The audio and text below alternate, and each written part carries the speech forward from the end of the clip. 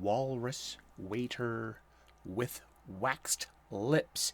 Hey there, welcome back, and it's time for more of the golden age of DC Comics, 365 days.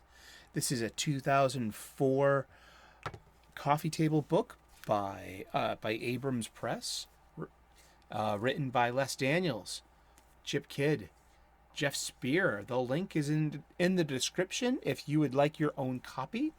And I am reading this book a page a day for its intended purpose. It's a coffee table book, and it was given to me by one of my best friends about 2 decades ago, and it's been surfing every single one of my coffee tables ever since.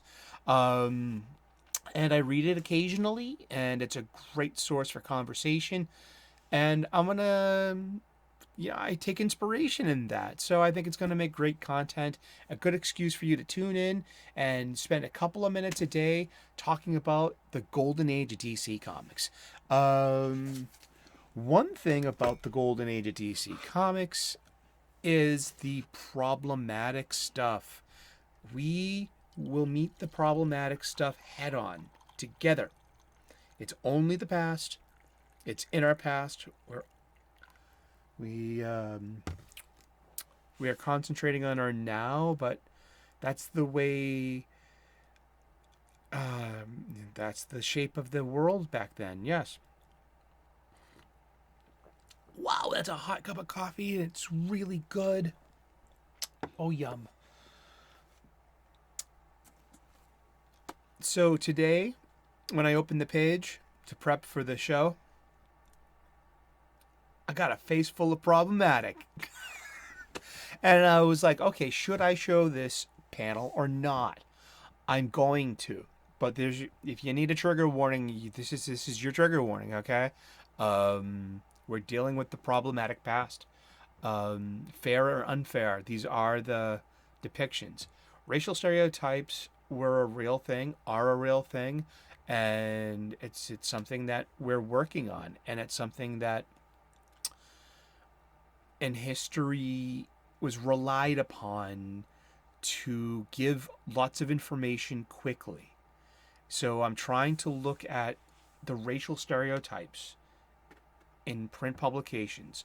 I'm viewing the golden age of comic books through this lens. I have to include racial stereotypes and processing that as an adult and coming, without blaming the past and without shaking my finger at some system, and upholding it through the perpetuation of these images. Yet the images involved here today could be interpreted badly, especially by Asian people. I love Asian people. I work with Asian people. I got a friend from Tibet. His name's Tenzin. He's a wonderful person. He was my neighbor for years. He used to drive me to work occasionally. I know Raj from Nepal. I know Cindy and Jackie. They're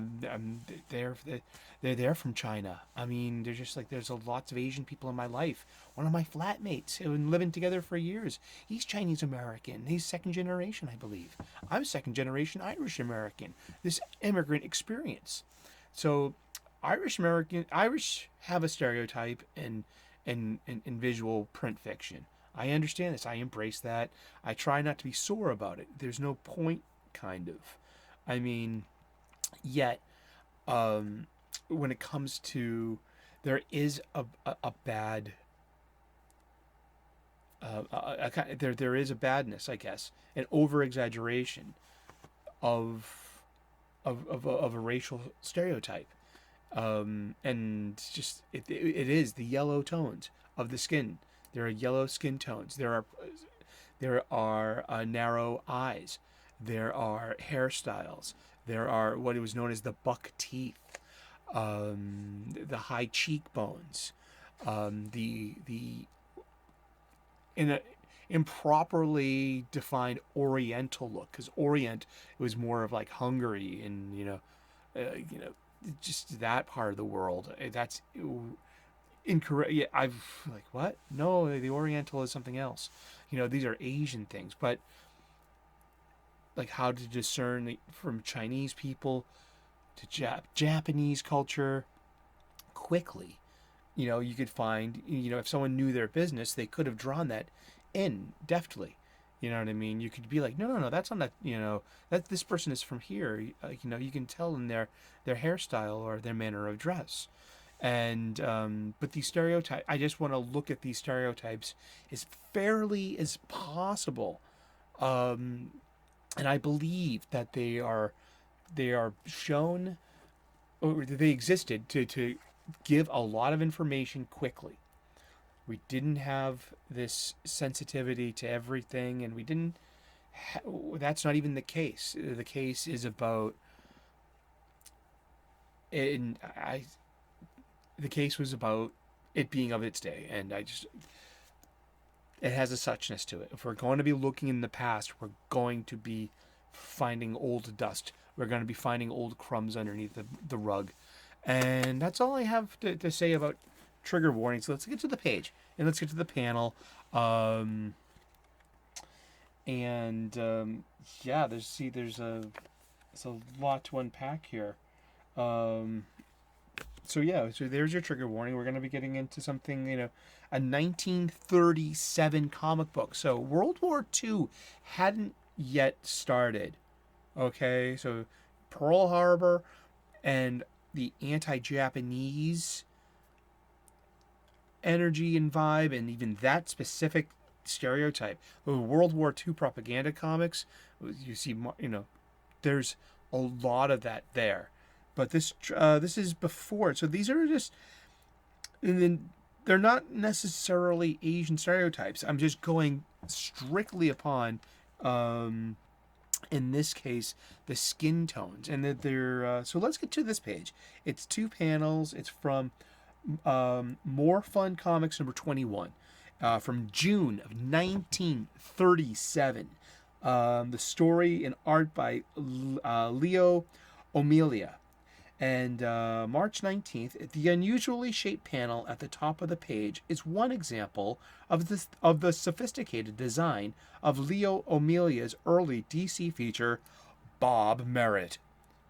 Omelia, in some ways, was the most talented. Omelia was in some ways the most talented of the artists working for DC in its first few years, although his narrative owed a lot to Milton Caniff's influential newspaper strip, Terry and the Pirates. Terry and the Pirates being these classic golden age newspaper strips.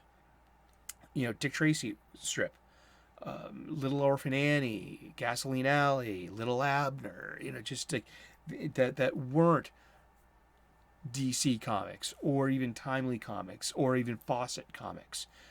Newspaper strip heroes, which had their own popularity and in their own radio shows as well.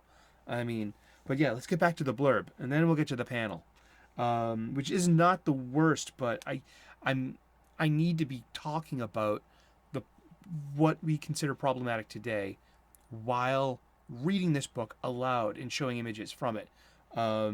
If something's unjustifiable, I literally will do my best and use my best judgment to say, like, hey, I'm going to put my thumb over this face, and I stand by that. If I do that, I will not be covering up this art today, but Alonzi.